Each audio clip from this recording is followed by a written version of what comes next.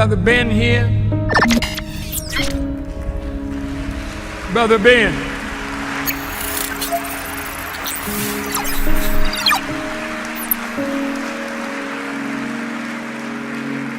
Now, Ben got a heck of a program.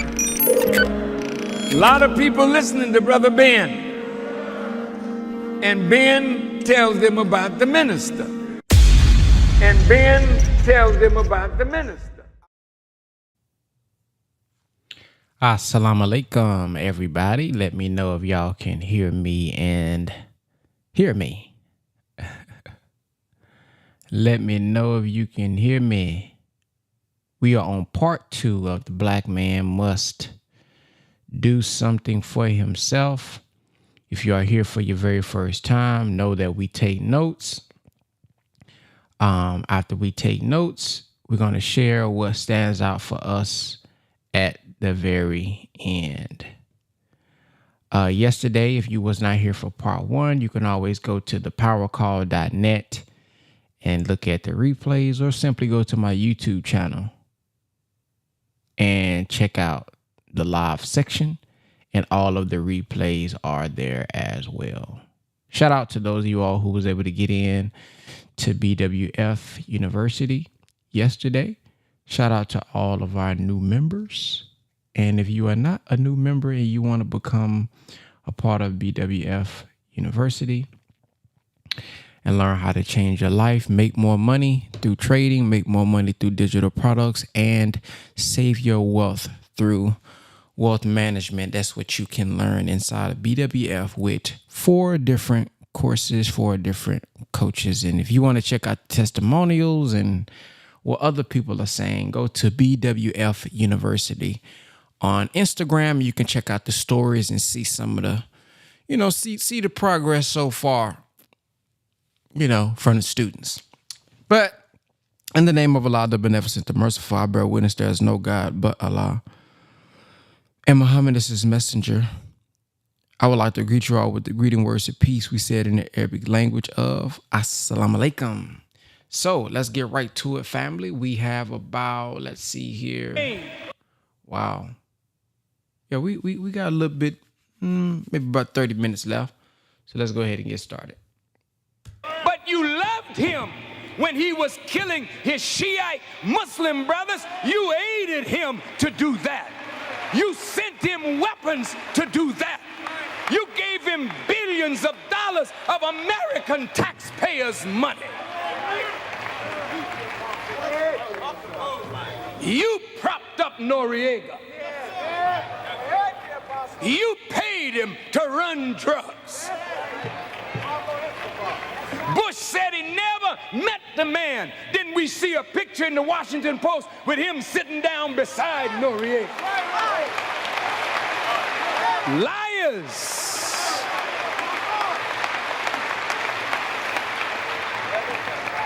They turn on their own friends. Noriega gets life imprisonment, and Bush says he got what he deserved. Suppose an indictment comes down now against Ronald Reagan for keeping hostages in Iran so that he would get the credit politically. Let them stay in captivity a few more days so that I can get a political benefit. This is the nature of politics.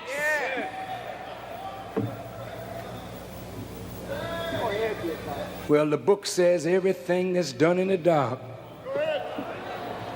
will come to the light. And so as these things surface, the American people get angrier and angrier, and the spirit of revolt and revolution is creeping into the hearts of the American people. This country has an opportunity to establish the kingdom of God on earth, to show that every human being can live in brotherhood. You got that opportunity because all of them live in America. But because of racism,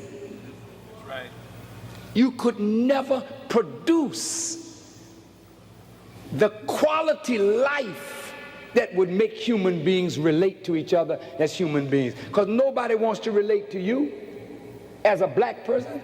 They'll relate to some of these on the rostrum. These dignified, educated, successful brothers and sisters. Well, we'll let you in our neighborhood. You can come. Don't bring them other niggas with you. You can come.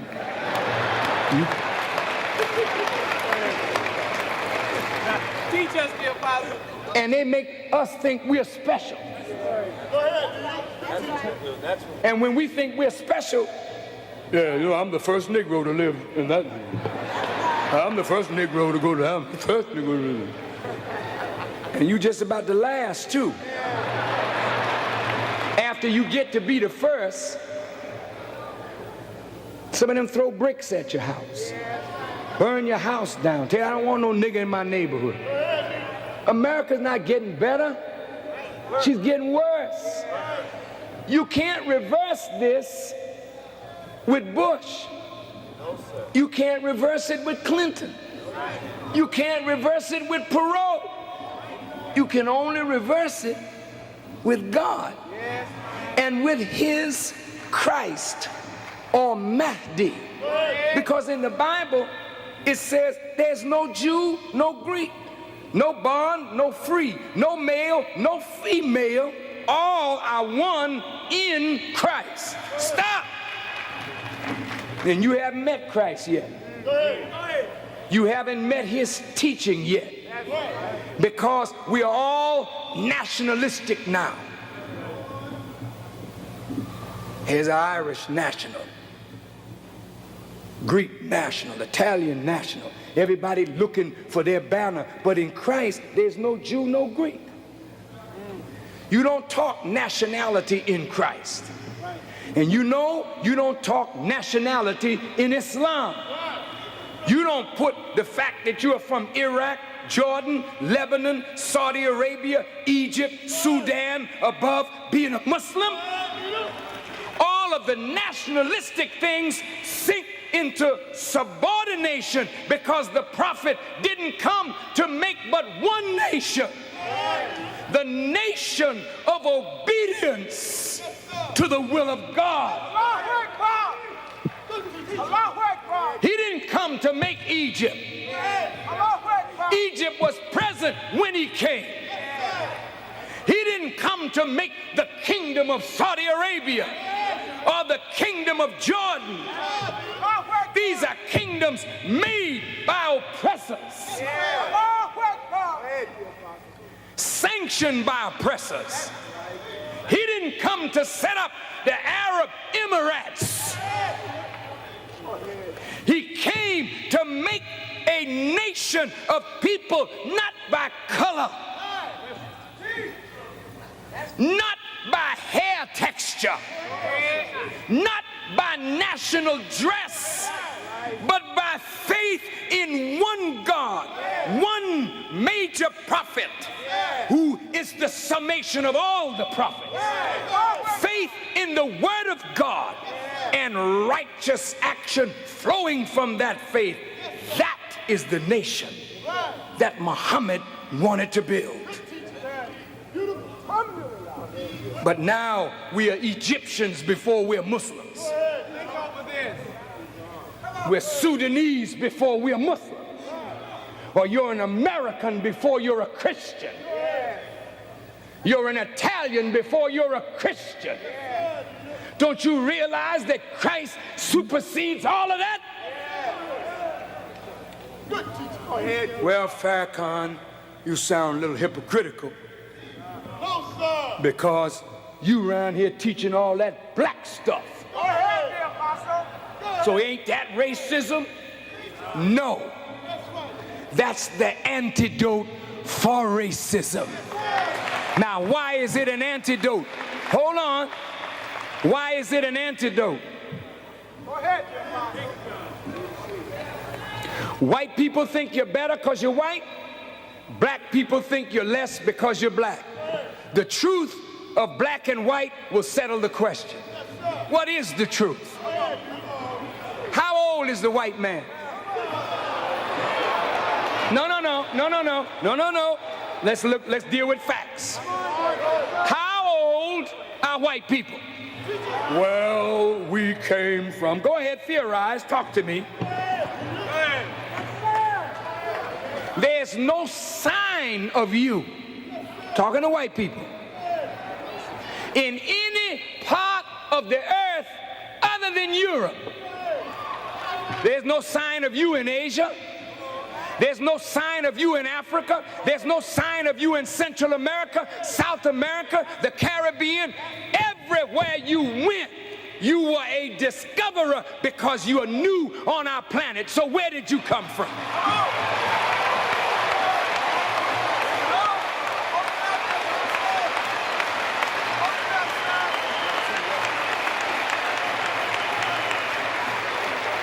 Muslims, don't be upset, Muslims. The Quran deals with color too, but it doesn't deal with color in a manner that any of us can take our color as a badge of superiority, because superiority is not measured by color, skin texture. Superiority is measured by one's duty to God. Huh? But the Quran clarifies the issue of color. Let's see what we're talking about. Allah says in the Quran, I'll get to the Bible in a minute, bear with me. He says, I, God, created man from what? The Quran says black mud, fashioned into shape. I don't speak Arabic, so there's Arab scholars, all your translations say black mud. Now, if it's white, it can't be mud.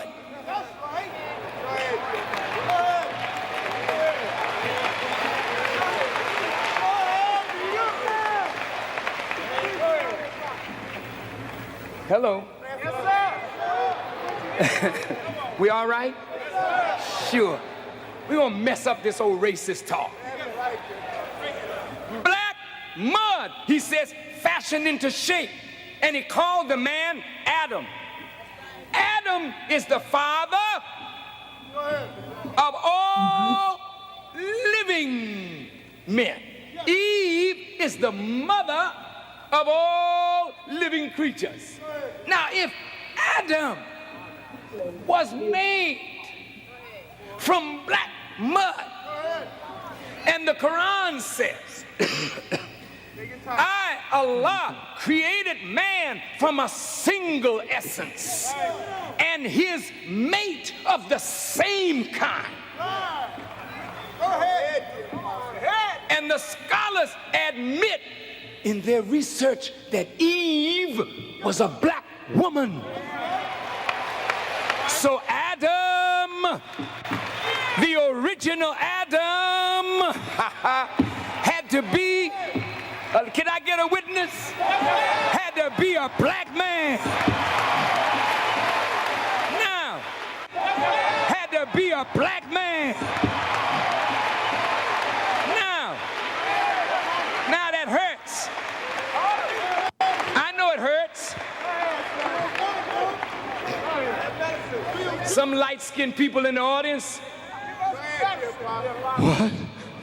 Is that true? See, I'm challenging white supremacy now. I'm challenging light-skinned supremacy with truth. From the Quran, God started it off black mud. Then he said, I breathed into him of my inspiration. And when I made him complete, I said to the angels, make obeisance to him. He told the angels, bow down to a black man. And all the angels bowed. except Iblis. And Iblis said, I'm not going to bow down to nothing that you made of black mud fashioned into shape. For I'm made of fire. And I'm better than he is. And Allah said to Iblis, what hindered you when I commanded you to bow? He said, I'm better. That's why I ain't bowing. That's what he said. Better. See? I'm better. And that's your thinking today. When you meet a black person, you say, I'm better. That's right. In our condition, brothers and sisters, everything is better. In our condition, dogs are better. In our condition, birds are better. In our condition, beasts of the field are better. For some animals have more love and compassion for their female and their young than do black men have for their women and their children. Yes. But God did not ask the angels to bow to a degenerate black man. He made him from mud and he breathed into the man of his own inspiration. So the black outer body contained the spirit, wisdom, and mind of the originator. So the black man originally is the first house of worship. I want you to listen good. That's why every time you go to Mecca, you kiss a black stone. You don't kiss no white one. You kiss a black one. And when you stone Jamarat, you stone in a white body of stone. Why? You think the scientists who put that up in Mecca didn't know what they were talking about? That's right. The Bible puts it, from one blood came all human beings. Who is that one blood? Well, the Honorable Elijah Muhammad, not a racist, but a truth teacher, said that the black man is the original man. He's the first. All other human beings are called mankind, meaning a kind or species coming from the original. Now, oh yeah, this is nothing but truth. So if you want to boast in your color, white people, we got more to boast of. Because our color don't fade. Our color don't give us cancer in the sun. We don't have to run from the sun. We can run in the sun to the sun because we're the people of the sun.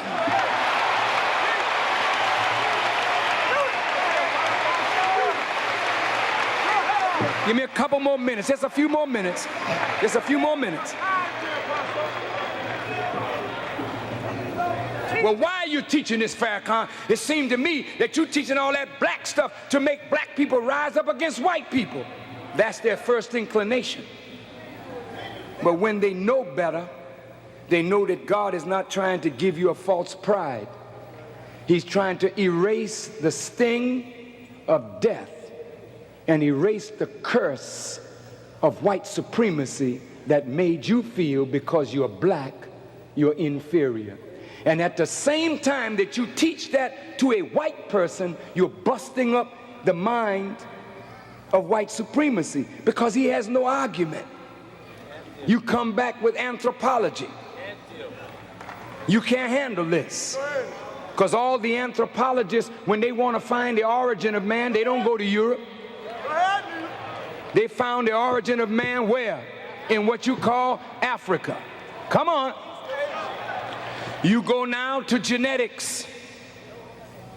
One of your great white geneticists, Mendel, it was he who said that dark skin is dominant, light skin is recessive. Dark eyes are dominant, light eyes are recessive. You can get the recessive from the dominant, but you cannot get the dominant from the recessive. What he was saying was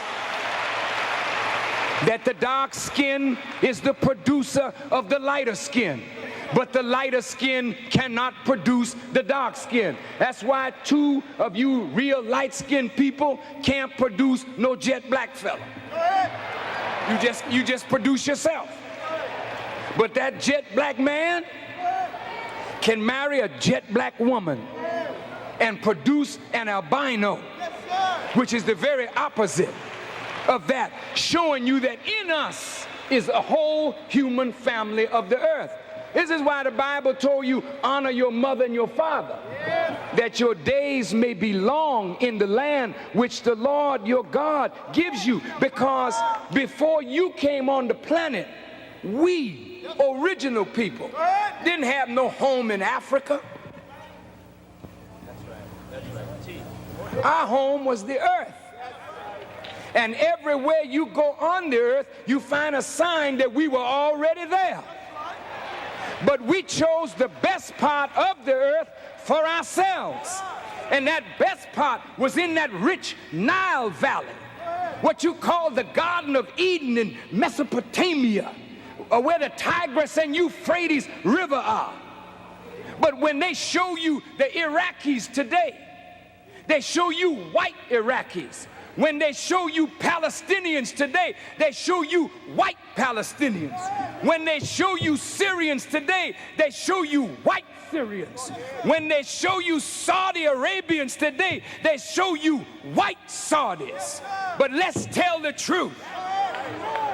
The original people of that area are black people, black Iraqis, black Syrians, black Palestinians, black Saudis. But racism caused the whites to drive the black out and establish themselves in the Holy Land. Right to this day, we were the ones who civilized Egypt and built Egypt. But you pushed us out of lower Egypt into what you call upper Egypt and down into Nubia and Sudan. But we are the people of the Nile. We are the builders of the pyramids. We are the fathers and mothers of civilization. We are the root of Mexico. Original people, not light-skinned Mexicans. Your culture comes out of old Mex civilization, black civilization. Before there was a Magellan, before there was an Amerigo Vespucci, before there were these Johnny-come-lately sailors of the sea. We sailed the earth and knew the earth, and we knew the universe. And to this day, you can go in Africa where people don't even read, and they can tell you, now that star, it appears every so many thousands of years, and so forth and so on and so on. You say, where they get that knowledge? They're the original people. You go to the Native Americans, they didn't always look this whitey kind of color. They're original people. Teach us, dear apostle.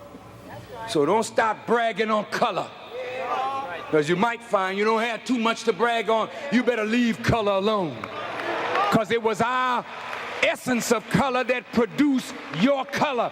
We are your father. That's why Muhammad told the Arab, there is no superiority in the white over the black or the Arab over the non-Arab. He never did say there's no superior in the black over the white. He was trying to tell you that white supremacy would not work. And that one day a leader was going to come up out of black people for you. And Prophet Muhammad said, whether his face is like soot and his hair like dried raisins, if it comes with wisdom, don't let the black exterior rob you of a chance to live in heaven.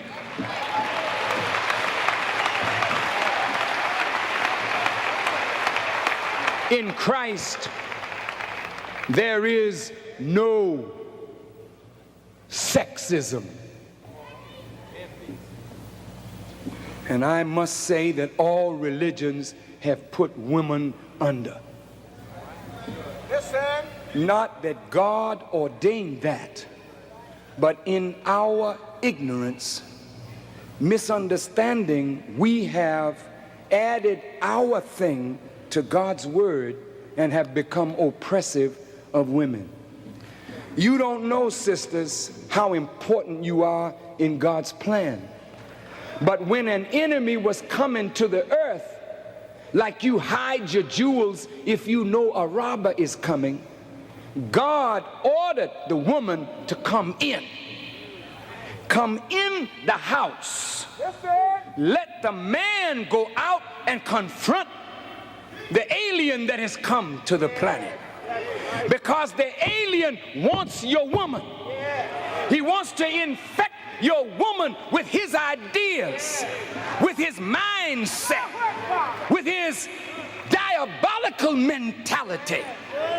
So you must protect your female, because if the alien gets to your woman, she will produce children after the alien and not after you and after God.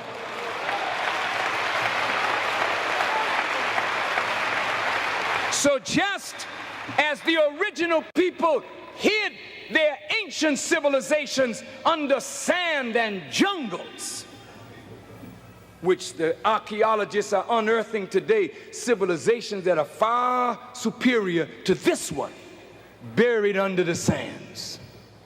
Our fathers knew that an enemy was coming, and they didn't want that enemy to profit from the best of their knowledge, so they buried it under sand, under the sea, and under jungles, and then put a pyramid out there and a lion out there with the head of a black man on it in the desert, to let all the world know that this black man is Abu el-Hawl. He's the father of the globe. He's the father of everything. And in due season, he will rise again. And he left that sign there for the European conquerors to know that you will never, ever destroy the original people. We are too much for you. And if we mix with you, we will destroy you. But you can never mix your weaker blood into us and destroy black. You've had us for 400 years, mixing your blood in us. I'm a light-skinned black man with white blood running in my veins, but look at my nose and look at my lips and listen to my rhythm. You know that I am of the root. All praise is due to Allah.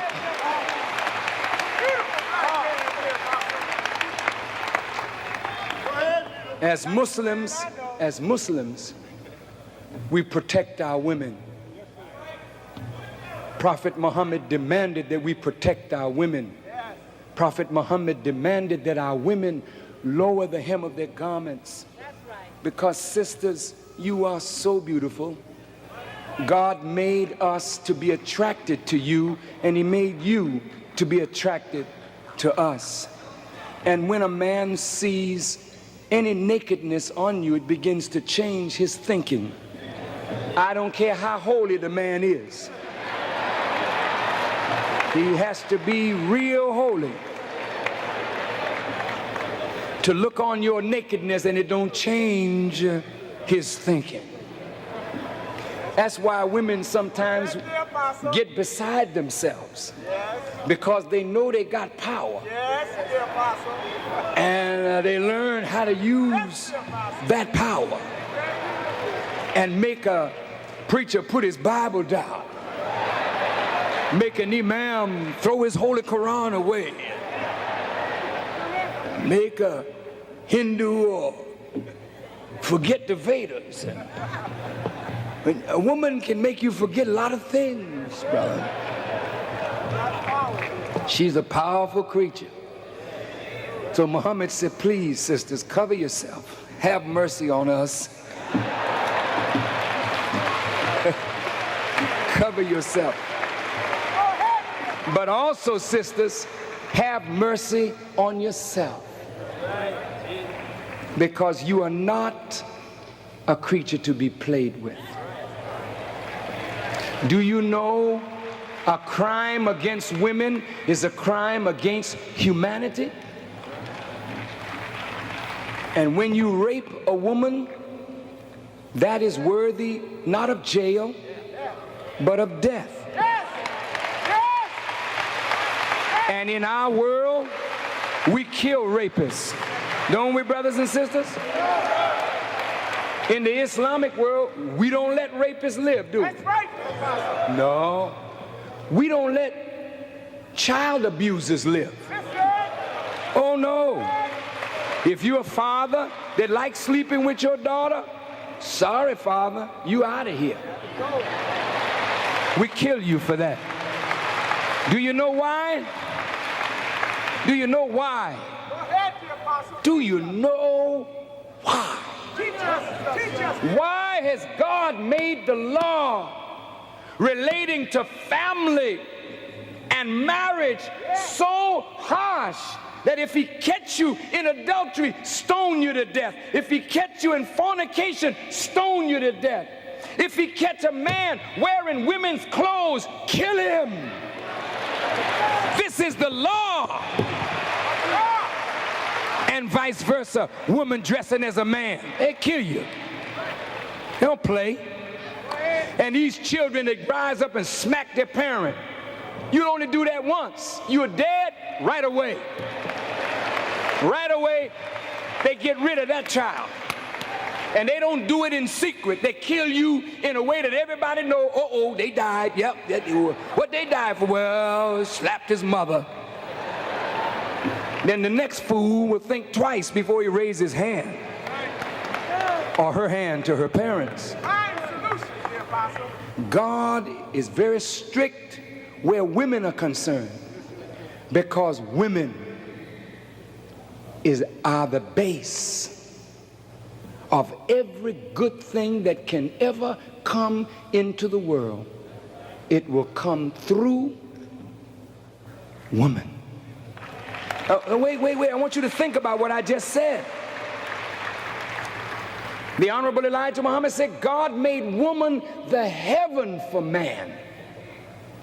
The Quran says that in the woman, God made the woman that a man could find peace and quiet of mind in her. She's the natural consoler of the man. You can't console a man that ain't doing nothing. But when a man is doing what a man's supposed to do, he needs a woman to console him, to comfort him, and give him peace and quiet of mind. And that's why, sisters, no matter what your profession is, you are happiest when you have a good, solid relationship with a good, solid man. Is that true? Is that true? Now, I'm saying that to come to this. When a woman is raped or a child is abused by her father or her uncle, incestuous relationships, or abused by adults, what have we done? Little girls look up to men.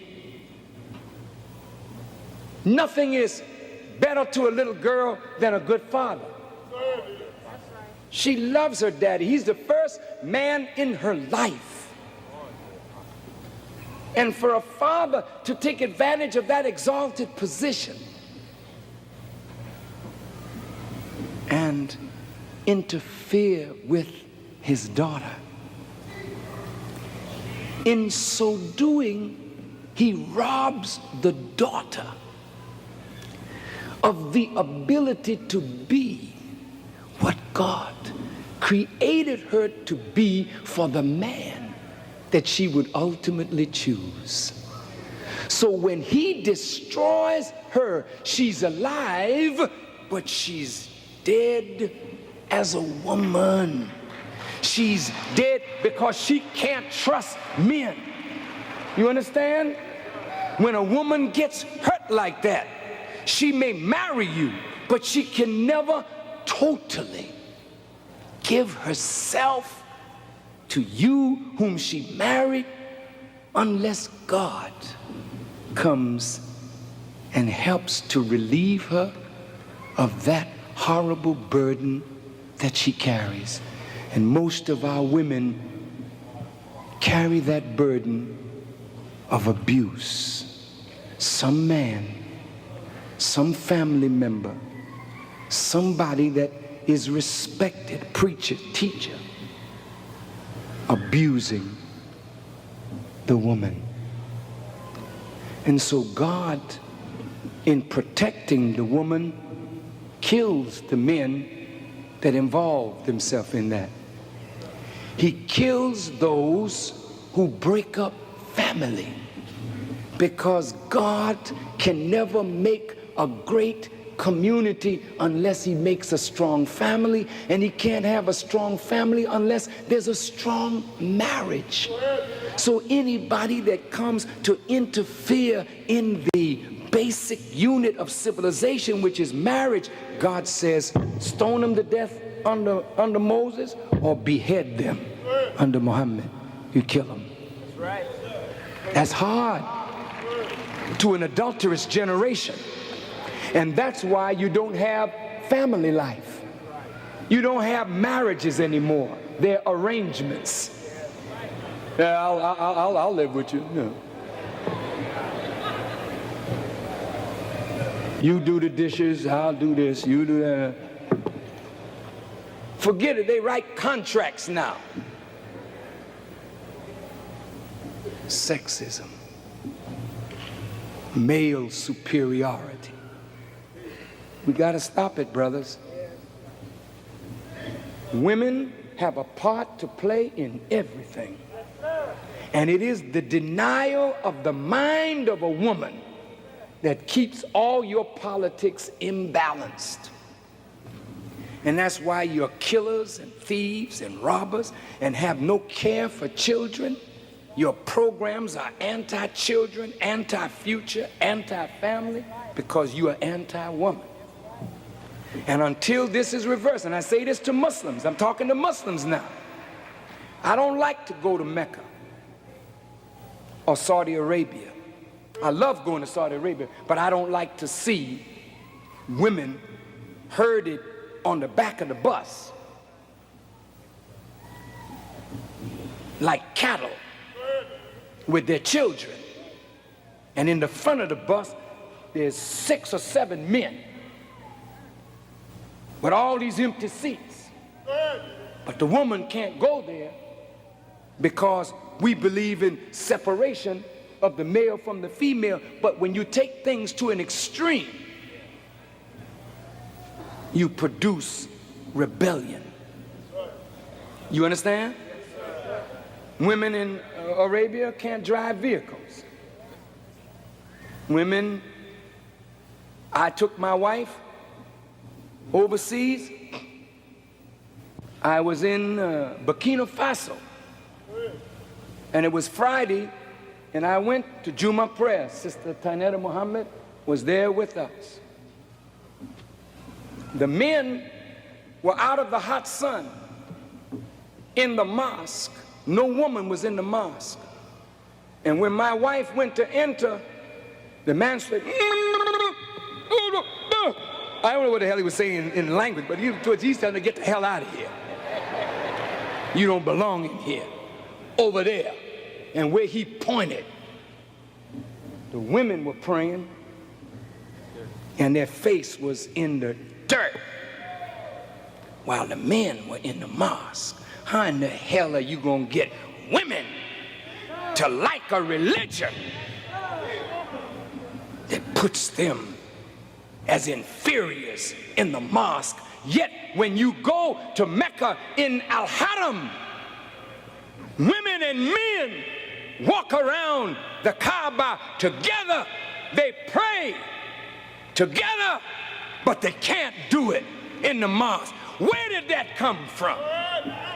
Is that Prophet Muhammad's teaching, or is that old Arab tradition, old Indian tradition creeping up to corrupt the culture of Islam? The women don't even have to go to the mosque. You stay home. You stay home. I go to the mosque. You go to the mosque, you see the men in the mosque. You don't see the women in the mosque. Oh, you crazy as hell, man. You don't want your woman in the mosque? You don't teach no children? She teaches the children. She shapes the destiny of the people. You should fill your wife's head with the Quran. Let her be there. She should be there more than you, because if she knows the book, like Tainetta knows the book, and taught Rasul the book when he was a baby, she was putting it in him. That's why Rasul is what Rasul is today, and Ishmael is what Ishmael is today. It's because of a mother and a father who were embedded in the wisdom of God. A wise child maketh a glad father, but a foolish child is the heaviness of its mother. You make a woman silly, she'll make silly children. You make a woman wise, she'll make a great future for the nation.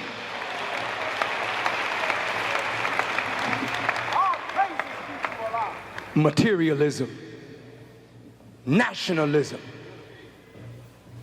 We have to be nationalistic to come up out of the condition that white supremacy has put us in, but we must not remain in nationalism. We must become as black is. Black is universal, for the whole universe was black, and God said, let there be light. So black is never nationalist, universal. But in order to get to the universal, you go through nationalism to come to the universality of Islam. So anytime you love things more than you love people, and you take money with some dead white president on it, and you sell drugs to one another for this, and you kill one another for this, and you fall out as family members fighting over what the dead leave of this, then you've put this over human beings and the rise of human beings to the proper role. I close to the Palestinians who are present. See, you know that Allah forbids us to drink. Allah forbids it for us as Muslims. And this Quran tells you that every one of these people are Muslims. This is the nature in which every human being is created according to the Quran. They don't know that they're Muslims, but you know it because you got the book that teaches it. Then you want for your brother what you want for yourself. You're not a Muslim until you want for your brother what you want for yourself. But the problem is, you don't see these black people as your brother. You see them as savages, uncivilized, unregenerate heathens. That's the way the Koreans see us. That's the way white people who live from us see us. And that's the way we see one another. And that's why we're not in unity with self. And so I leave you with this thought. Any human being that places, don't leave. Wait till prayer is said, please. Any human being who puts things over people becomes a thing. When you put things over people, you deprive yourself of your own humanity, and you set into operation a chain of circumstances that will ultimately be your own undoing. We must not be materialists. We must not be racist. We must not be sexist. We must be nationalists, but we must see that that is a means to an end. And when we grow as a people, then we must grow into the role as the father of all of the children that came from our loins. And so, black people, you are called upon today not to beg white people to do something for you, but you are called upon today to unite and pool your resources and do something for yourself. You have a lot of money among you right now. You go to the shopping malls, you see us there spending. We're spending money every day, but we're spending foolishly. We walk by black stores to patronize others because we are envious of a brother or sister who may have a business. While if you patronize the brother or sister in business, the more they can expand the business, the more they hire their own, and joblessness begins to diminish. The Koreans have stores in every major city in America. And if you ask them, why are you doing this? They're doing this to give jobs to their own people. You and I can take over our own communities and serve our own needs. We can't do it individually. But if there are 6 of us or 8 of us with a similar idea, pool your monies. Say, brother, look, a laundromat is needed in this community. Let's get together and put up $10,000, $20,000, $30,000 and put a laundromat here. We'll watch it and make sure it's safe. That's not hard to do. If you don't have the money individually, then if 6 or 8 of you want to put up a little small supermarket, convenience stores, you can't do it individually. But if there's 6 or 8 of you together, get up, pool your resources, go into business, do something to help yourself. Stop being a beggar. To all my ministers, I hear that some of you complain you don't have enough money.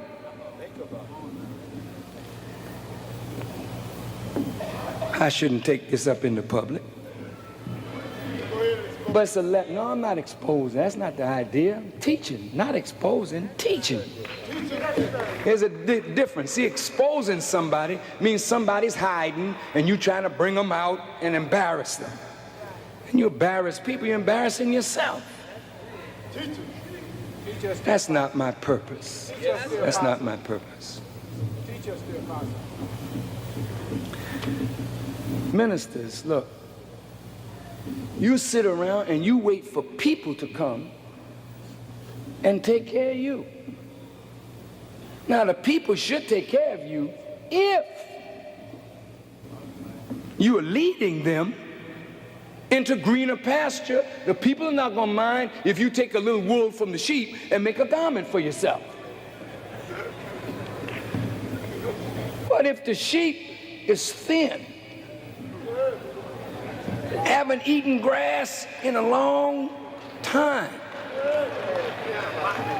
and they don't have wool, they just got a little something that's so short you could twist it with tweezers, then you trying to shave that, then the sheep have a right to revolt. Wouldn't you say so? Yes, sir. This is for reverends, imams, sheikhs. Everybody hustling. Wants somebody to take care of us, you know what I mean? It's like being pimps. And the believers become your whores that work for you, and you pimp them.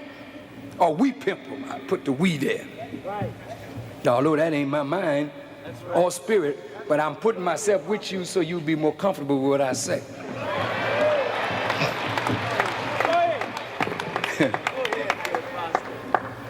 Here, the nation has clean and fresh products. That's right. That's right. The nation has a newspaper. The nation has audio, video, tapes that are in demand. Talk to me. You sitting up in your office. Why not go out in that beautiful, dignified dress and knock on some doors? If Master Farrakhan could come as a salesperson, putting silk on his arm and built the nation from salesmanship. What's wrong with you? If you don't have any money, it's because you don't want none. But if you want money, you got a product, knock on the door. Look at how beautiful you all look. These Muslims are pretty. I mean, beautiful. Handsome. Aren't they good looking? Look at them. Yesterday they were thieves, cutthroats, gangbangers, crazy people. But the teaching of the Honorable Elijah Muhammad civilized us. And now we don't want to rob anybody, beat anybody, shoot anybody, kill anybody. We want to get busy raising our consciousness, raising your consciousness, so we can make some heaven for ourselves on this earth while we live. And so, brothers, sisters, these clean-cut men, if they came knocking on your door, and got to be careful now. Hang up the other line. Because if she see a good-looking man at their door, clean cut, handsome, 10-to-1, she may open the door. She may not be interested in what you got to sell. But if you can get past that, Master Farad Muhammad, the very good-looking man. And it was hard for any woman to keep her door closed when he knocked. That's why he was made that way, so she would open the door, but he wouldn't go in and take advantage of her. Because his aim wasn't to get in her bed. His aim was to get a message in her head. You understand? All right.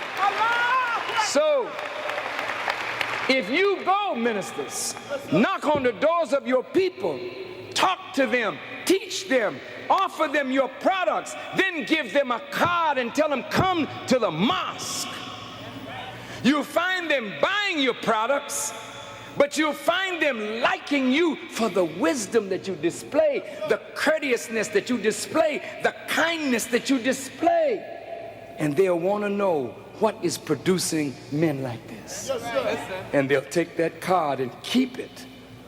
And they'll come and visit you at the mosque. And before you know it, the mosque will grow. And before you know it, your customer base will grow. You won't have to ask for money. You'll have more money than you know what to do with. You got to serve people. Jesus told them, don't worry about your coat. Your coat is out there with the people. I mean, I thank God that my enemies couldn't stop me from living. You understand? Many Jews don't like me, and they try every way they can to hurt me. You understand? But look,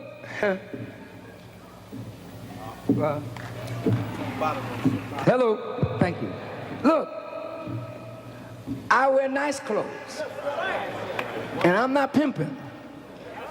The best shoes white folks make, I got them on. Best cars he make, I drive. Because that's nothing. That's nothing. That's nothing. You serve people. God will put it in the heart of people to help you. I don't have to worry about electric bill, water bill. I have long time ago not ever thought of that. Mortgage payment. That's not on my mind. Car note. What is that? The people help me so that I don't have to think on those things. I can think on how to get my people out of the condition that they're in.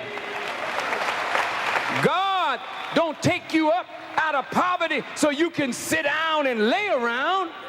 That's right. He takes you up out of that condition so you can think for those whom you are commissioned to serve. To the out of poverty, think on how to get my people out of the condition that they're in. God don't take you up out of poverty so you can sit down and lay around. That's right. He takes you up out of that condition so you can think for those whom you are commissioned to serve. To the beloved Chief of Police, we thank Allah for you, brother. We thank him for what you are trying to do with the men under you. I know you have a difficult job, and we are your servants to help you in any way, Chief, that we can to make your job easier. We need to form some kind of partnership that we can work together to clean up the community and make Detroit, which is 85% black, a showcase of black progress. It can happen with cooperation. You can't do it fighting your black mayor or your black police chief or your city council, but we got to be the kind of community that works hand in hand with those in authority to make life better for us. But we can't just send people and think they can wave a magic wand and change conditions. Your condition will never change until you change the condition of your heart. And so I say to all in this audience who stayed with me through this long lecture, thank you, Chief, for honoring me, for staying through this long lecture when I know you have many very important tasks to perform. I thank God for you, brother, and thank him for the mayor and for all of those who are striving in their way to help make Detroit a better city. But I don't think that Governor Clinton, if he becomes president, will send any more money to the city. We're going to have to find a way through cooperative effort to make Detroit what Detroit ought to be. She's the motor city, so let Detroit be the heart of America, pumping new ideas like you pump steel and pump cars throughout the world. Let's pump the idea of civilization. 250,000 Muslims. Rise up, Muslims, and do the duty that Prophet Muhammad laid upon you and us together. Rise up, Christians, in the name of Christ, and let's go after the man in the highway, the byway, and lift him up. Look at Dr. Watson here. Is he Dr. Watson here? Stand up, Dr. Watson. Dr. Watson started a school for men, for young men. They're fighting Dr. Watson. No, don't fight this man. The black man is a unique man. He does not need to be trained with women. That is not discrimination. That is intelligence. He's a man and he needs specific training to make a real man out of him. Just like you got school for the blind, school for the deaf, school for the dumb. Well, the black man is blind, deaf, and dumb. He needs a class of his own to raise him and make him a man again. Keep up the good work, Dr. Watson. Stand up, Sister Shelby. This is our directress of the University of Islam, a black woman teaching black boys and girls to make something of themselves. We can take over the public schools and make them better, since it ain't but us in there anyway. Oh, excuse my language. We are the only ones there, or the majority. So when you leave this place, resolve in your heart and in your mind, I am going to make a change. And when you start right here. Listen, on your way out, here's what you do. Look at all these black people. You don't know them. You never met them before. Start right now, on your way out. How are you, brother? Shake his hand. How you doing, sister? Not with no funny motive. Hey, baby. Time out for that. Just say to your sister, how you doing, sister? And start being kind to each other. When you see the elderly, step back. Open the door for your elders. They're afraid to let you carry their packages lest you carry them away. But if you will make a change, just you in this room, the chief's job will be easier. And we would start making a productive Detroit. And the whole of black America will look to Detroit.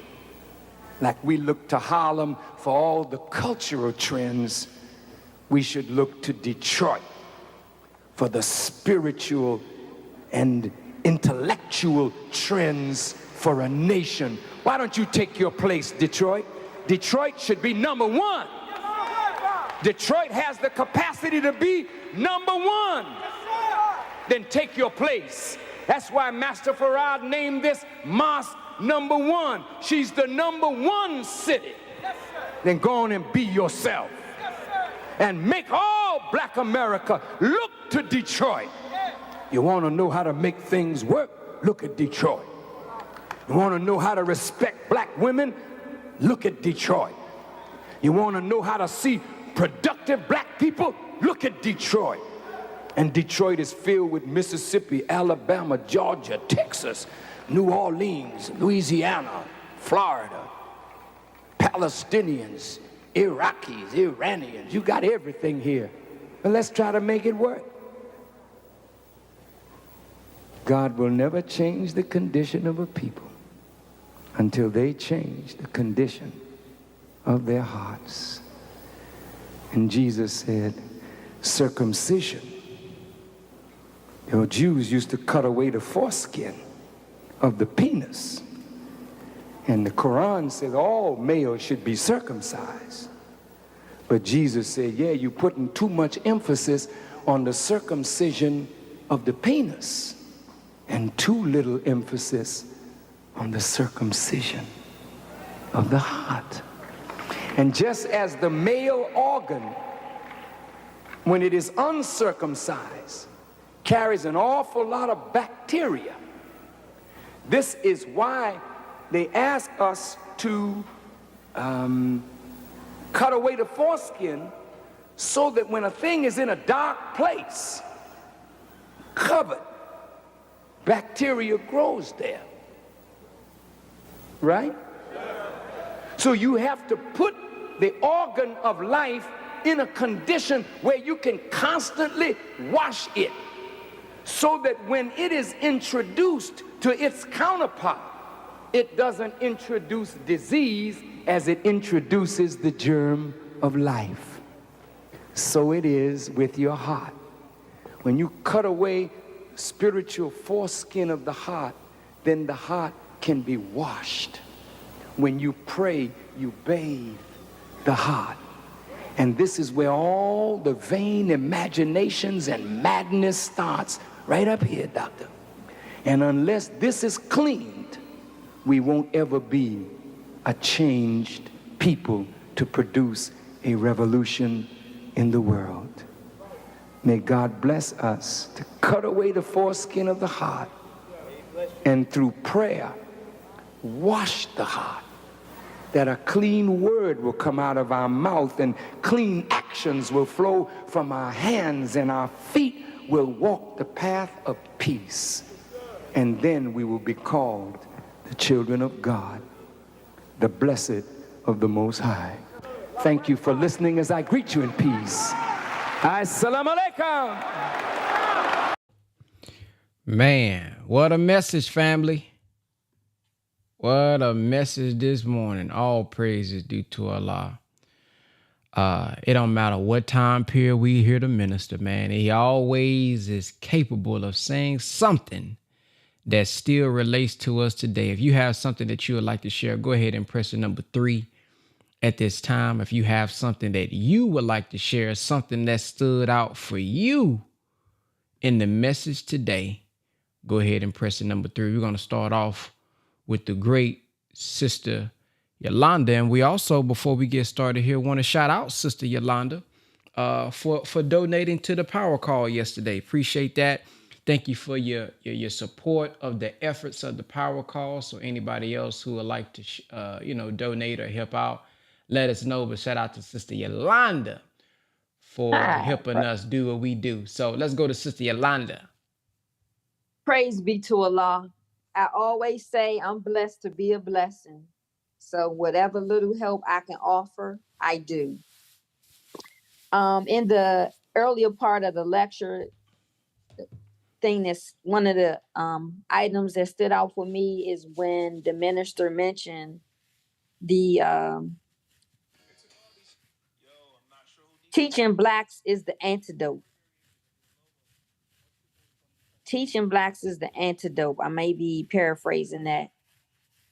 But what came to my mind is when I was down in Dallas for the event, we went to mosque. Is it 52 in Dallas or 48?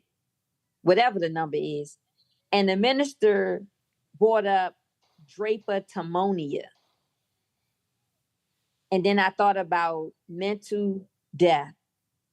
So I looked up the drapetomania, and it was, I wrote it down somewhere. It was like a mental disorder that Mr. Cartwright thought or came up with in 1851. And he called it drapetomania for those that wanted to be free from the bondage, slavery. My computer went down, so I don't have the exact word.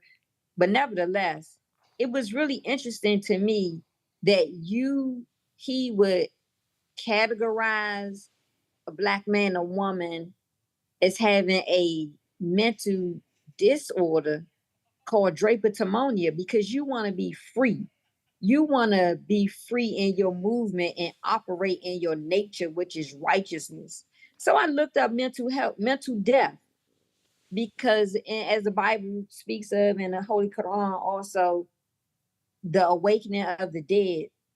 I was one that used to think that when the Christ came back, the people in the grave were going to be awakened. And I started thinking, I'm like, that's not going to make no sense, especially with COVID. You want to depopulate the earth. But then we have in the Bible that Christ is going to come back and waken the dead. Okay, let's go to the mental death. So I looked up mental death. Loss of core beliefs and values, distrust and alienation from others, shame, guilt, and a sense of being permanently damaged. We're not a permanently damaged people. As the minister mentioned, that we are the original people. We are the Asiatic black man. We were here. We are the mothers and fathers of civilization. So these teachings, via the Honorable Minister Louis Farrakhan, are to help us awaken our mental death.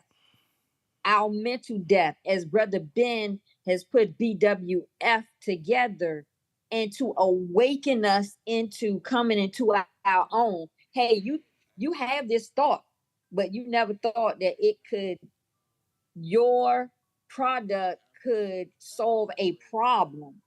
Because of all these obstacles that's put in the way, we, I at times have gravitated to what, the little gold coin looked like, versus taking the path of the slow road, keeping my morals and values intact and my core beliefs so that I wouldn't stay off the straight path. So with this power call and all the teachings, and in studying period, to awaken your mental deafness, if that's even a word, just to be awakened. And I get that in the twinkling of an eye. Like, it's just like that. As we hear these lectures, it's electrifying. It breathes life into us. It's drinking. If I'm thirsty, drinking this water right here will quench my thirst. Then I come into another sense in my mind, like going back to the nature in which I have. So yeah, I'm gonna listen to this again because there's some more jewels in here. And just going to get our people. Yesterday, last thing I'm gonna close with, whatever Juneteenth celebration they were having, I was making my way to the mosque meeting for Wednesday. And if you would have seen all our uncivilized young ladies that have lost their way, this is the asphalt, not the beach. I had to think about where was I. I said, wait a minute.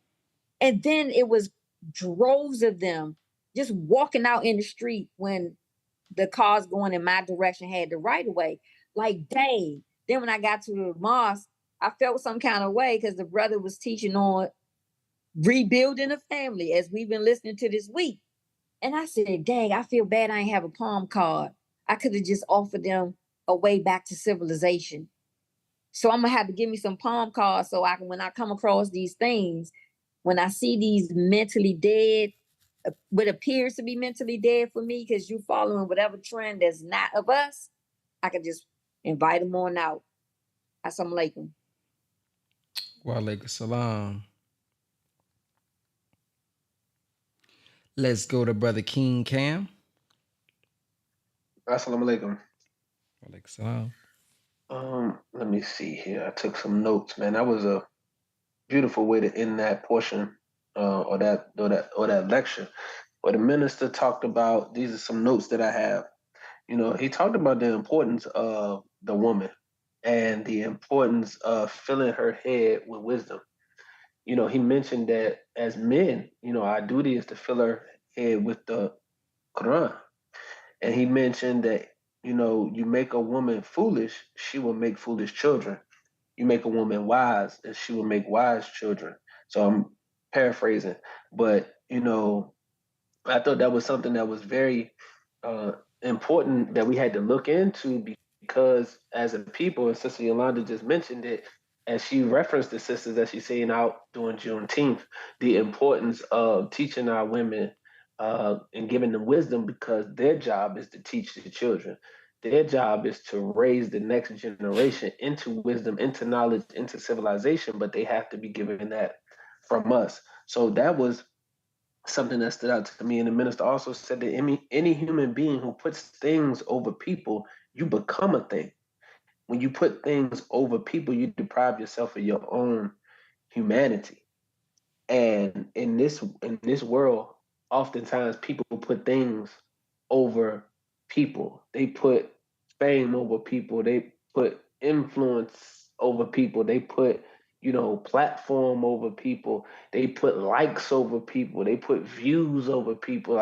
This is what we are witnessing each and every day on social media. And the minister talked on teaching versus exposing, but you see that these blog sites and everybody on the internet is always into trying to expose somebody. They always trying to find a secret of somebody so that they can call themselves exposing them, all in the name of gaining views and likes and followers, so that they can turn that into money so that they can buy things. and they don't have no care in the world for the people. How do you resurrect the people? How can you turn this moment into a teaching moment? How could you help a person in a time of vulnerability and not use it to leverage money to buy material things? That's the materialistic mindset that the minister was talking about, because he said to expose means someone is hiding something. So if you're trying to expose somebody, meaning you going to look for something somebody's hiding with the evil intention of exposing them for your own personal gain. This is the world that we live in, and then they classify that as journalism. They classify that as media. And you have these big platforms that are built strictly off of exposing other people's secrets. So that's something that we should look into and continue to study and say, am I one of those people who rather expose somebody for my personal gain? Or am I looking to turn this moment into a teaching moment? And then the minister talked about the money piece, and we all struggle with that money piece, but we don't want to take the steps. The minister was giving us the blueprint. He said, don't worry about the money. You have to serve the people. Jesus said, don't worry about your coat. Your coat is with the people. You serve the people, or you serve people, and God will put it in the heart of the people to help you. So the minister said he haven't thought about a car note in many years, a mortgage payment. He said, what is that? Because his mind is not on that, because his service is to the people, and because he serves the people help him to make sure that he doesn't have to think on those things, and he can think on the things that are necessary to free the people. So the minister said, God don't take you up out of poverty so you can sit down and lay around. He takes you up out of that condition so you can think for those you are commissioned to serve. Wow. Because oftentimes when we get up in life, we think it's time to relax now. We don't have no other work to do. When we finally hit a lick, when we finally get rolling in business, when we finally, are able to substantiate ourselves financially, we're not thinking about, okay, how can I serve? How can I serve and think for the people that we commissioned to serve? We're not thinking about that. We're thinking about how many vacations we about to take. We're thinking about how many dinners and out to eat we about to do. We thinking about all the things that we about to buy. There go those things again. There go that materialism again. We thinking about all of that, but we not thinking about how do we work and think for the people that we commission to serve. That's the work. That's what we commissioned to do. That's what God put us here to do. This is how we work in harmony with one another. This is what good leadership does. You don't get fat on the cow, get fat on the backs of the people, and then you sit back in a big house driving a big car, wearing nice suits and clothes and jewelry and all of that, and the people don't have nothing, and you're not doing anything to help them get anything. You're not establishing any institutions. You're not putting anything in place. You're not teaching them the knowledge that they can use to pick themselves up to do something for self. So they sit around here running around, wasting time, begging the white man to do something for them that you can do for yourself. No, no, no, no, no, no. When you serve the people, and then he told the ministers, he said, go out and knock on the doors of the people. Teach them, teach them, teach them, and serve them. And in the process of you teaching them and serving them the same way that Master Fard Muhammad came, and the minister said he rose the nation up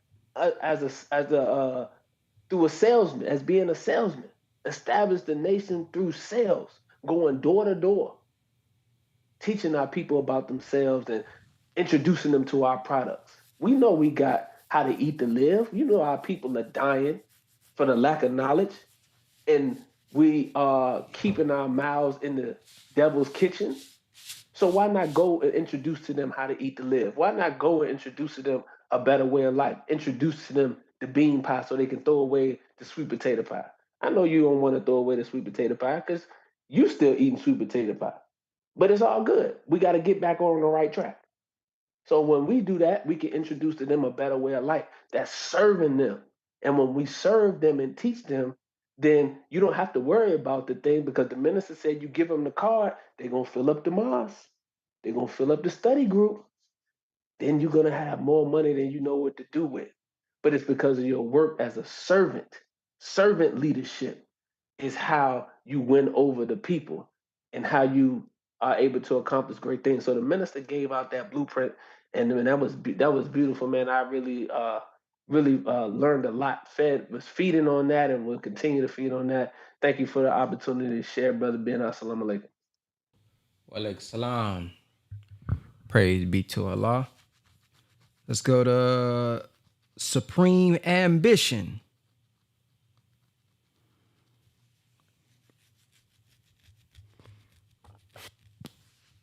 All right. Oh, there we go. Hey, peace, brother Ben. Peace. All right. I'm in the process of studying and stuff. I'm not Muslim, but I want to say assalamu alaikum to everybody, man. I really had a question. Like, I've been attending like churches and stuff ever since I was a kid. That's how I was brought up. But I haven't been in a while. But every time, like I hear, or I'm listening to a preacher or Minister Louis Farrakhan when he's talking, when he's teaching, and they get to the point talking about like the point he touched on when he was saying like, I have the best shoes that the white man made. I have the best cars that the white man made. My wife, she kind of seems to get like she kind of cringes every time she hears a preacher or somebody teaching and they get to talking about like money or luxury. So I really just need some guidance on how I can be able to explain to her like what he's trying to say. Well, simply this. We all desire the best naturally. Some of us don't because of whatever trauma we have or limiting beliefs that we have. But if I ask you, do you want 50,000 versus 5,000? Most of us are going to say 50,000. The scripture talks about you not worrying about where your food come from and where this come from and where this come from and that the coin is in the fish's mouth. And where the perspective of the minister is this: if you're really doing the work, then that is nothing, as he said. What is a nice car compared to the resurrection of the dead? What is a nice suit compared to him saving your marriage? What is a nice home or him not having to worry about the mortgage compared to you having a better relationship with your child? So in reality, some of the things that you're able to do when you really take in that teaching is worth more than $1 million, more than $2 million, because people will be willing to pay whatever it takes to get their family back, but they don't know how to do it. They would do whatever it takes to be able to have better health, but you're learning it through how to eat to live. You're getting the explanations. So all the minister is saying is that when you're really resurrecting the people, now if you out there faking it, that's different. She should cringe. If you going somewhere and they telling you, oh, just pray about it. Just keep praying. Just keep on praying. That's it. That's all you got to do. Keep on. No, but the minister specifically says there is no mystery God. He teaches us about force and power that's within the human being. He gives us the framework. He has given us an economic blueprint where he says get with 6 to 8 like-minded individuals like it does from Message to the Blackman, where he talks about that Muhammad economic blueprint where we put up $5 a month, $10 a month, and then we go and we buy land and then we turn that into First Baptist peas and Second Baptist carrots. So he has given us all these different plans. He has went in the trenches and has stopped gang members from killing each other. So what is it? I mean, what is a car compared to him literally saving somebody from being killed? What is a car compared to him making your dad a responsible father, making your husband a responsible man, making your woman more submissive through this classroom that we have in the MGT class and the FOI class? So what the minister is saying is, hey man, if the entertainers can get paid millions, do we cringe at the fact that LeBron James is a millionaire? Do we cringe at the fact that that the baby and Snoop Dogg and Drake and Kendrick Lamar are multi-millionaires? Do we cringe at that? No, we don't cringe at that, but they're entertaining us. They may make us feel good with a 3-minute song, but the minister is literally resurrecting us from the dead, mentally and spiritually, of course. So that's nothing compared to, you know, the type of work that he's doing. So if your work outvalues the amount that you get, then that's the perfect balance. But if you got on Gucci and you got on the best of clothes and your fine homes, but then your people aren't growing, you have no testimonials, you have nobody that can say that you saved their life, then that's backwards. So there is some instances where we all should cringe, because you know what they saying is throw it off. You know they giving us some mystery spook teaching, telling us to keep on waiting and praying, and that mystery God ain't coming. But when you got someone that's literally giving us the blueprint, that's raising up brothers and sisters, that's literally changing our lives, shoot, that car, that we should want them to have the best. Is basically the point, because I don't want him to be working. Why would I want the minister to work when he's giving us divine instructions? When he's working, he's not thinking on our behalf. So he has proven over decades of time that he's willing and will think on our behalf. He's going to go and he's created friends for us. He has went and we have seen footage where he's defending us on our behalf as a people. So I don't want him to have no 9 to 5. I have to be focusing on business and making sales. I want him to be so at peace, ain't worrying about none of that, so he can get fed by Allah, fed by God, study, work on our behalf. So that's the perspective, or that's how I would say it.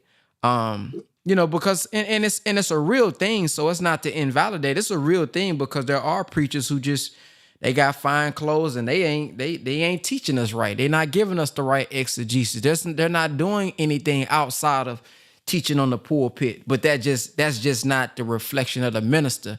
That's not the minister's life. The minister has a long track record, and not just us in the Nation of Islam would say it. Those outside the nation would say, no, he affected my family. No, he stopped the gang beef over here 10 years ago. No, he sent so. You know, when you got a track record like that, money and nice homes and nice cars and nice shoes is really nothing compared to the impact that they have. Right, totally understand. Appreciate the explanation, helping me understand that. One last thing, I'm on my way to work, and I just recently dropped her off at work in one vehicle right now, but is there a way where she'll be able to hear what you just explained to me, like after the power call? Like, yep. So if y'all in the power call community, www.thepowercall.net, all of the replays are posted inside of there under the replay category. Or if you guys just go to my YouTube channel, Brother Ben X on YouTube, and click on the live section, all of the replays are on my YouTube, because we're streaming live every morning. So just go to The Black Man Must Do for Self Part 2, and go to like the 1 hour and 27 minute mark is kind of where we at right now, and then she'll be able to hear this part right here. Okay, perfect, man. Thanks again, man. Peace, man. Assalamu alaikum. Alaikum salam. Sister Farah.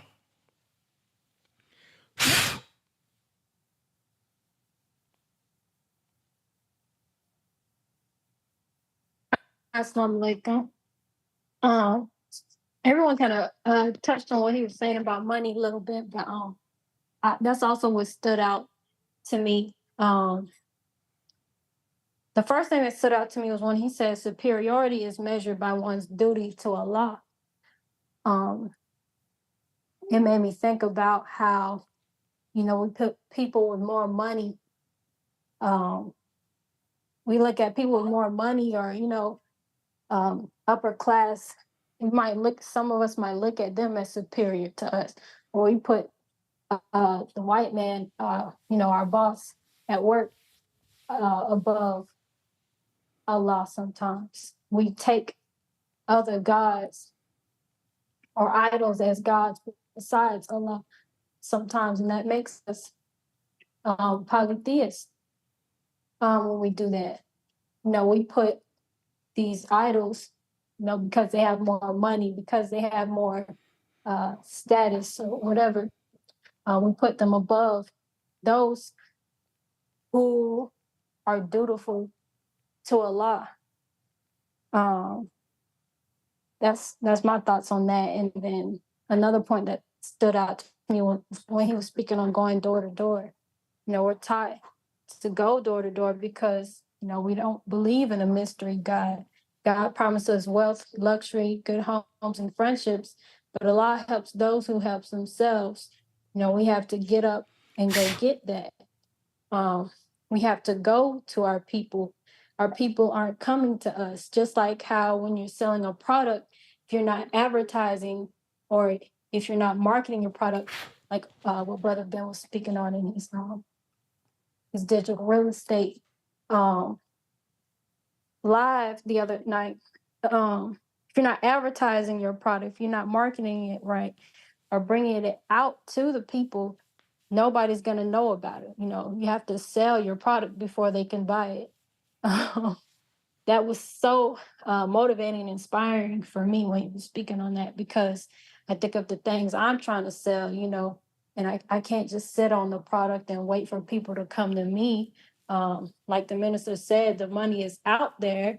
Your customers are out there. There's no reason why we as Muslims should be broke.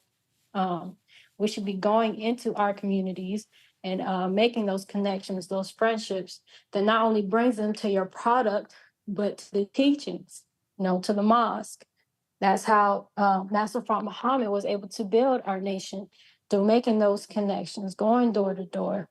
When you focus on passive impact versus income as well, you aren't just selling a product, you're saving lives, you're resurrecting the people. You can make the blind see, the deaf hear, and the dumb speak with just the word.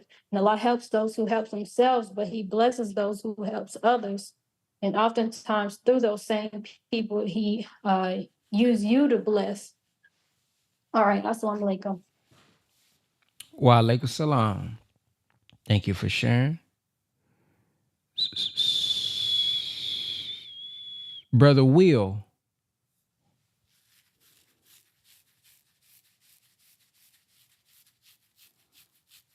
Peace, family. Can I go in about 5 minutes? Take care of something real quick. Yes, sir. Sister Shireen. Assalamu alaikum.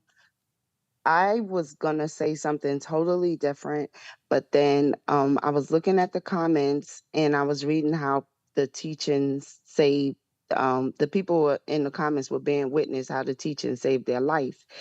And I started reflecting on the first time I, accepted, and then I went astray, and then I came back, and I went astray and I came back.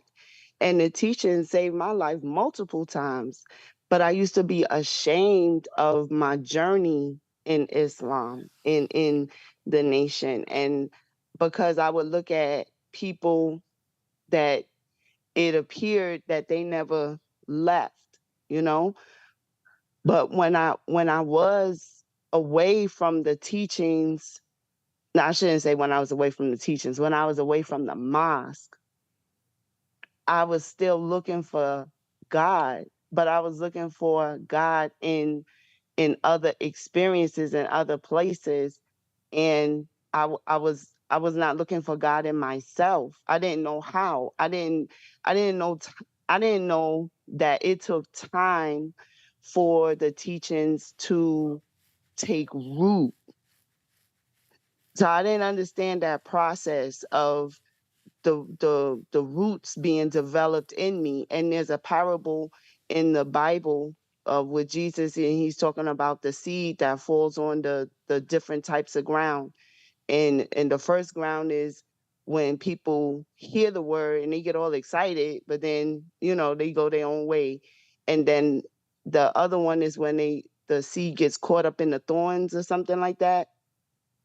And they get choked out by other people, you know, throwing shade on the word, and you gonna believe that, and they've been saying that for years, and you know, all that kind of talk. And then there's the seed that falls on fertile ground.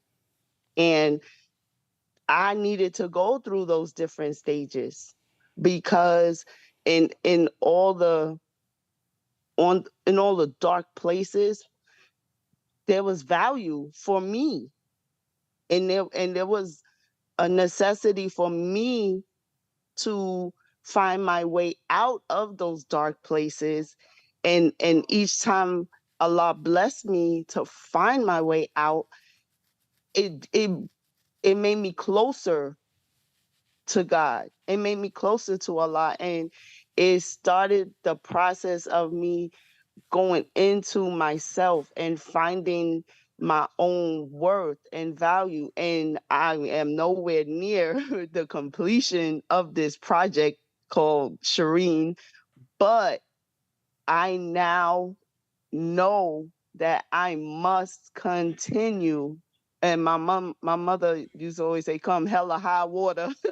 And you know, I understand my assignment now, and my assignment is to continue to raise myself up through my obedience to the Most Honorable Elijah Muhammad and Minister Farrakhan, and in their guidance, in their guiding me to Master Farad Muhammad, you know, and to all of the believers that are on the fence, or they've been offended or out the door, or they want to come back, but they don't know how. And just come on home. Just come back in the house, because the darkness is spreading. And and this savage that's out here that's trying to kill us, he is true to himself. He is true to himself. But we know anytime we get a little scratch or a cut, we crying out for Allah. Anytime we got a little headache, we like, oh Allah. They ain't calling out to Allah. We can't wait for a heartless person to call out to the God until he is drowning in the Red Sea.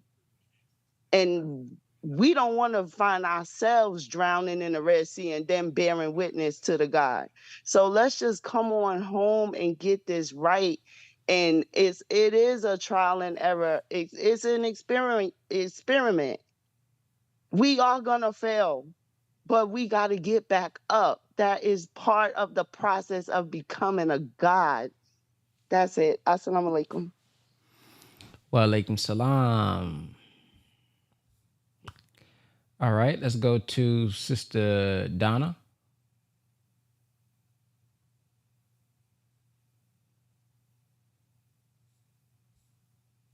Assalamu alaikum. Wa alaikum salam. Hello? Okay. Okay, so I wanted to go to the very beginning, because the beginning and the origin of everything is the most important. So when the minister had said people want to ridicule him or say he's a racist for telling the truth about our history. That's what they do to him, and that's what they do to all of us. But the truth is so important so that we'll know where to go. So many times, and even in my life experience, I I wanted to talk about the truth. I thought, okay, I'm a nurse and I've been a nurse for 30 years. And I was taught by the system. And I thought I knew what I was doing. I absolutely thought I was an intelligent, knew what I was doing, helping people, telling them this and this and this. But of course, over the 30 years, and especially through the last 4 or 5 years of that C thing that went on with us and everybody got sick, we were still being taught different things from the system. And I'm still in this system, and I watched so many people die. And I was like, I'm doing what the doctor said do. Why they keep dying? Even my own family members didn't want to hear my word because of the lack of knowledge of who I am and who they are. So once we receive the truth about who we are and where we came from, and we are God's, and we have so much to offer, but they won't receive it from us because of the lies that have been indoctrinating our people all this time. And it's so difficult to get them out of those beliefs. So without the truth being told to us, telling us where we originated, who we are, how important we are, we can never go anywhere. We can't rise. We'll be stuck right here. And that's pretty much what's happening with the people who are not getting this truth. The most honorable Elijah Muhammad was so unbelievably intelligent that it blows my mind sometimes when I sit back and I say, look, I thought I was smart. And here he is teaching me how to cook, teaching me how to heal people. I said, but I'm a nurse. He don't know nothing about this. It's amazing. So I know it's divine and I know who he is. And then when you know who he is, you learn who you are. And then we get the real truth knowledge to set us free. And that's the most important. And then once we get that truth of the knowledge, we can apply that knowledge, and then we'll be set free. And then it'll go back to what the brother was saying and you were saying about how we're supposed to be living. There's nothing wrong with having things, but the wisdom that all of our leaders have had, it came to set them free. And all they want to do is let us live like them. So eventually, if we take their teachings, we will be like them. We will be where we're supposed to be. But without the originality of the truth of who we are, and if people don't get this knowledge, it's not going to work. But I am so glad that I am a part of this, and I chose a nation, because I am the sister who said, since I learned how to eat to live, I did lose 49 pounds. I got off all of my medications. Come on. And I am a witness. And I am just trying to teach my people. And if they would only listen and really know who I am. And that's our problem. And I yield. Assalamu alaikum. Ooh, testimony right there. Praise be to Allah. Let's go back to Brother Will. You ready? Yes, sir. Yes, sir. Peace, family. I hope everyone is having a fantastic or blacktastic day. Man, I'm happy to be here. I haven't came up in a while, man. So y'all forgive me for being overly excited. I'm not gonna be like the brother yesterday. I know Brother King Cam was talking about how when you come off cam, you say, "Can you hear me?" So I know y'all can hear me. I just wanted to chime in on a few things. Thing number one was when the minister was talking about, or the brother, excuse me, asked a question about the prosperity. And a lot of times, we or some believers, they might feel that if you're prospering, that goes against the will of God because of who's in control of this world. But the Bible teaches us, as well as I've heard the minister say several times, the minister break it down where we're supposed to have good life, health, strength, and friendships with all walks of life. Excuse me from saying that wrongly. I'm driving, so let me pull over. And the Bible teaches us that the will of God is for us to prosper, even as our soul prosper, and be in health, even as our soul prospers. So God Himself, who owns and created everything, has already predestined all of us to prosper. So when we're seeing our brothers not just to prosper, that's not nothing to be afraid of. That's not nothing to cringe over. And that is honestly the will of God for each and every one of our lives. But the minister broke it down so beautifully today when he was talking about, do we put things over people? So we have to notice when we are prospering, this thing isn't more important then the brother or the sister that's down the street that needs help, then the person, then the stranger that you've never seen. No, yeah. It's good to have something good. It's good to have nice things. It's good to have friendships with all walks of life, but those things aren't above the person's soul. So I think that was a very good or very great example of that. Also today, the minister said he was talking about don't beg nobody for nothing. And I'm not sure if anyone else has seen, but Brother King Cam had a video of the minister speaking, and he said, "Oh yeah, I'm not gonna beg nobody for nothing. Yes, you might be helping me, but I'm not gonna beg." And so for me as a person, I'm saying, you know what? No, yeah, I gotta change some of my ways because I never want to be in a position where I'm begging anyone for anything because I have the ability in myself to do for myself. So that brings me to my next point when the minister was talking about looking for Detroit as the foundation to see how should our culture be or how should we treat our women. I took that for myself because he broke it down and said, well, there are people from Georgia, people from Mississippi, people from Louisiana. And he named all the places that people are from. And I said, well, wait a minute. Let me look at myself. What type of example am I setting for people to say, hey, this is how I should treat my wife. This is how I should treat the sister. This is how I should treat the brother. This is how I should treat myself.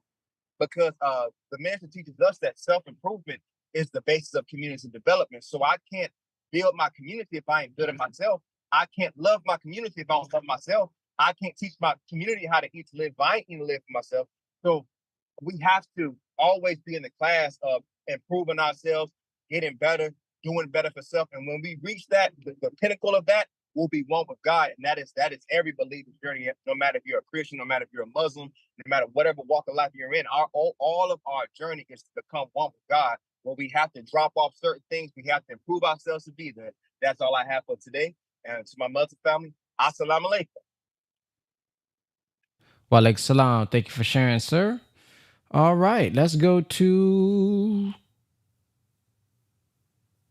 Sister Jenny. Assalamu alaikum. Wa alaikum So salam. the part that stuck out to me was in our degeneracy, we have become animals. And he said the birds are better than us and dogs are better than us because they have more compassion for their females, and they have more compassion for their children. And it just made me think about how the Black man in his state, he said that we are worst off because of our degeneracy. But who are we? Like who is the Black man? He's the first. He is of all mankind. And then came the kind of a man. And we don't just say that because it's a dogma. We don't just say that the Black man is God and the white man is the devil. We say that because it can be proven in no limited time if you just go back and do the research through anthropology. And so I thought that that was really profound when the minister said that. And then he said that the animals have compassion and compassion is the key. And so the more that we walk into who we are, being the first and come back into our the Black man is the Black woman, I wanted to say, is the most unprotected on the planet. And that's why we have rape and that's why we have child abuse. It's because there's no protection there.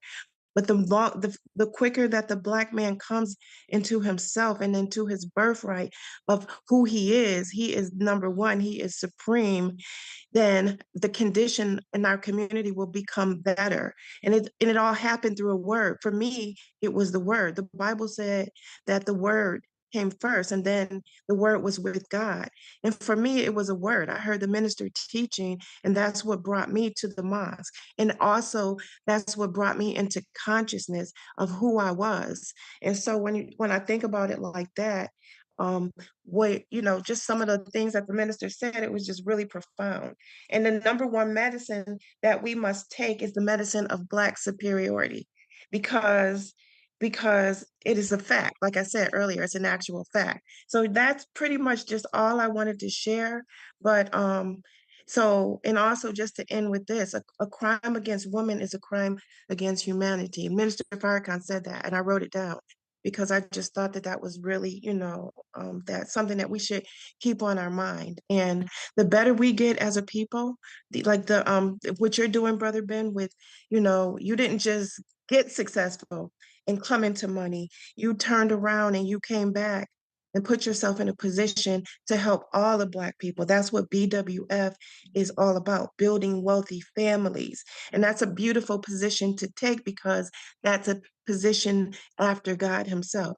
Thank you for allowing me to share. Assalamu alaikum. Wa alaikum salam. Brother Remus in the house.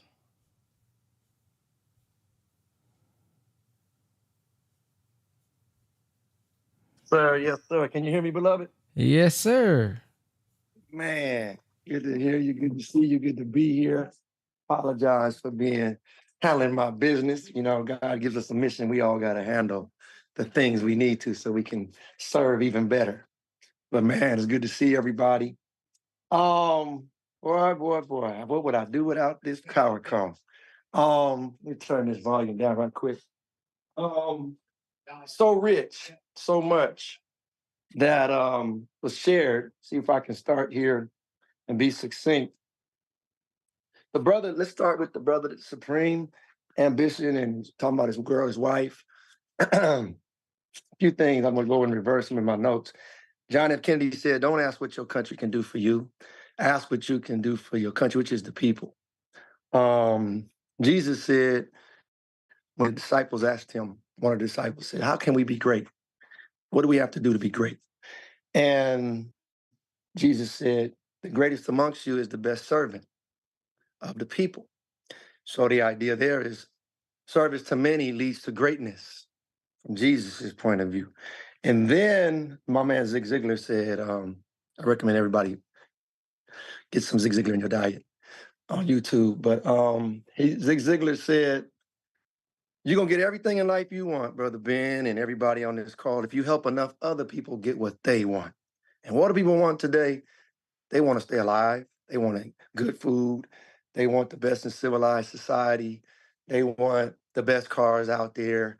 But the key, the prerequisite in those three stories is service, serving others, effectively getting the word out to the others. And so when the minister was talking about not being, he didn't say these words, but another brother just said, not being in debt. And I think about how many times the minister has relayed his life and with Mother Khadijah and family, and he would lock himself for hours in the room and study and get this word in him. And just to be able to do this work of the Most High Elijah Muhammad, do his mission, to do this work, how studied he had to be in the Bible, in the Quran, and so much. Had a good foundation already before he came in the nation because of his upbringing and training and teaching, and school systems at that time were totally different.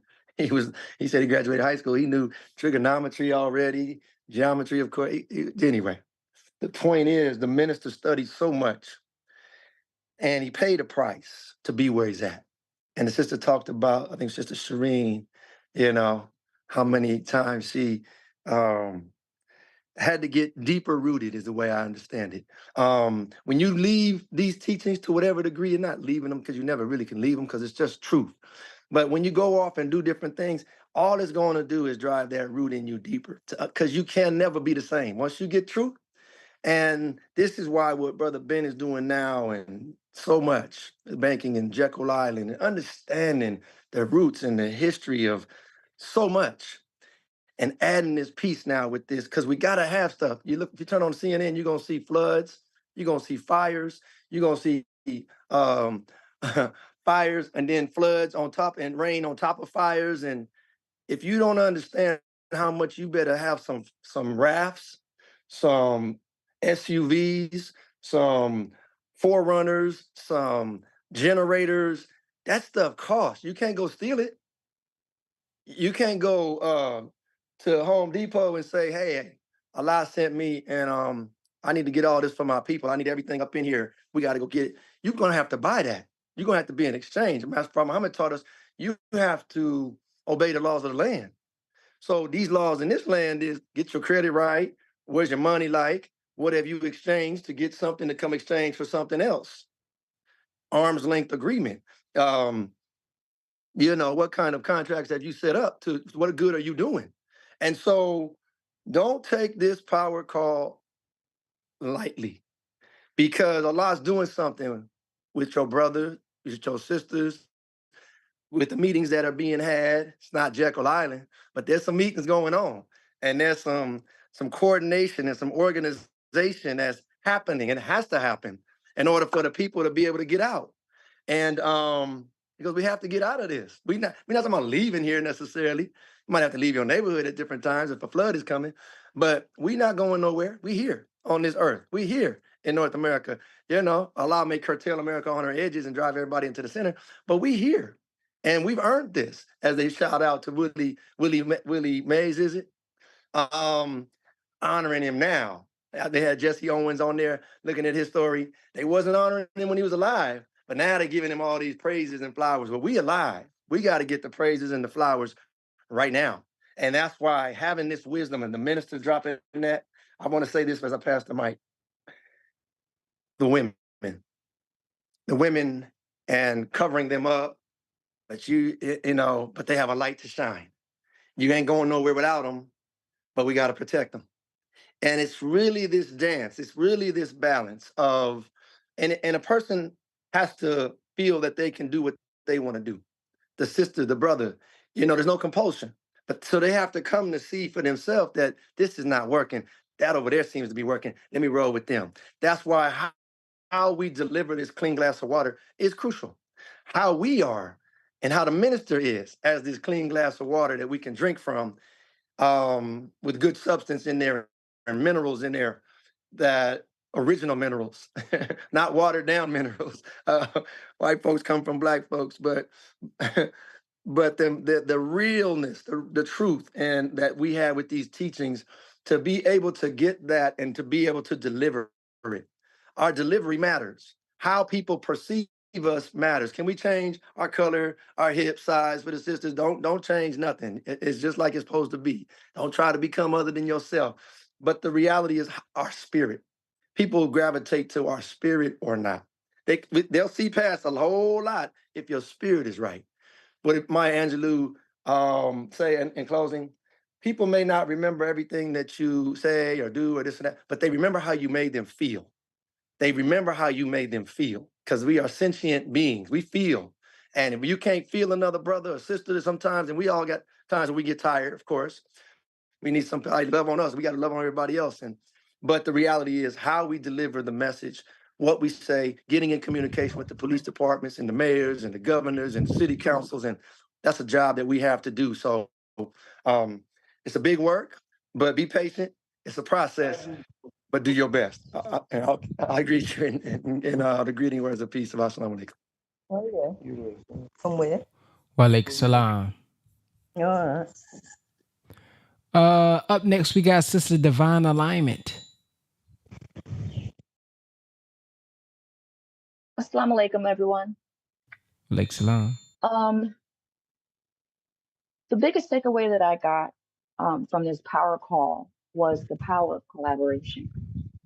I recently found out about the Nation of Islam in February.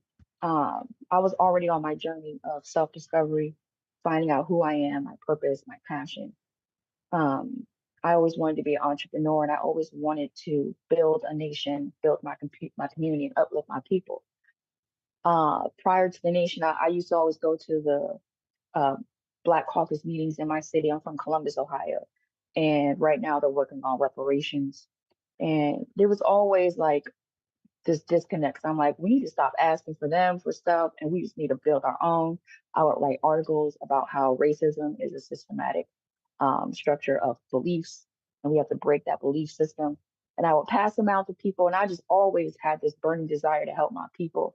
And it wasn't until I came across the Nation of Islam, 36 now, came across the Nation of Islam, where I'm like, wow, I didn't know that there was a whole blueprint laid out. So it was just my next step in my journey. And what I realized is that, the Honorable Minister Louis Farrakhan has laid out a economic blueprint to uplift our people. And I'm realizing that we can all be Minister Louis Farrakhan. We can all do our part like he has done his part. Like we're seeing Brother Ben do his part. I am seeing now that collaboration is the biggest weapon that we have, is the biggest tool that we have. And so I realized that most of us aren't really doing our part because we are still focused on making, living check to check. We're still structurally oppressed. We're still systematically oppressed. We're still figuring out how to take care of our own needs. And I realized, I heard a statement, most people just need money so they can think, so they can do their passion. And that is what, Brother Van has done in creating this program, is he's giving us a tool, an avenue where we can go ahead, build our individual wealth, so that way we can have time to focus on our passions and our gifts. Because the fact that we were born, and the fact that we were born with melanin, okay, we were born black, we have access to the divine, that right there is an indicator that we got work to do within our own community. That right there gives us an indicator that we are here, our purpose is to serve our people, especially in the times of this structural racism and oppression that we're experiencing. And collectively, if we all get together, do your passion, do your trading, get your money up, so that way we can collectively build our institutions. I was listening to something from Dr. Umar, and he was mentioning that there is multiple cities all across America that are for sale. If we all do our part, get our individual wealth together, so that way we can bring our wealth together collectively, so we can start building our own schools, building our own grocery stores, purchasing these cities, so we can become free and live this life that the Honorable Minister Louis Farrakhan is talking about. And so that is what I wanted to mention. That's what I wanted to say. And I am totally locking in. I am locking in on my product. I know my passion. I know my purpose. And my goal is to learn how to market my product, so that way I can go into the schools and teach our kids, because the kids are the next generation. I want to go teach these high schoolers, hey, you don't have to go about this traditional route of, going to school, getting a degree. And you can go about it, and I want to put the kids on their right path. That is my passion. So I got to take care of me first. I got to make sure that I get my wealth together, get my home together, so that way I can go out and do the thing that God has called me to do. And that is what everyone is here to do. We're here to get ourselves together, go through the program, lock in, go through the program, so that way we can do what we are called to do our passion. But we got to take care of ourselves first. Assalamu alaikum. Wa alaikum salam. Praise be to Allah. We have reached our time, so we will be back tomorrow. Those of you all who had something that you want to share, you can write it down and share it tomorrow. Update, Brother Tay's class is going to be at 1 p.m. Central Time today. Also, if any of you all took the trade on Tuesday, the call, it looks like it is up totally 23% from Tuesday. So in 2 days, it's already up 23%. So if you got in that trade with Brother Tay, congratulations. Again, if you guys want to learn how to grow your wealth, guys want to learn how to build a brand and build a business so that you don't have to depend fully on your 9-to-5. That is what we're striving to help you do with building wealthy families. www.bwfuniversity.com. Again, in about 4 hours, you guys will be able to hop on with Brother Tay. He's going to be live at 1 p.m. today. Where can you find the homework? Inside of the classroom. So when you go inside the community, just ask or scroll to her post, and she talks about where it is also in the post as well. And then maybe Sister Desiree, she usually does a great job at getting with you guys, helping you all locate where things are. So with that being said, thank you. And we will see you guys, inshallah, in the morning at 7 a.m. Central Time. Assalamu alaikum. Is Brother Ben here? Brother Ben.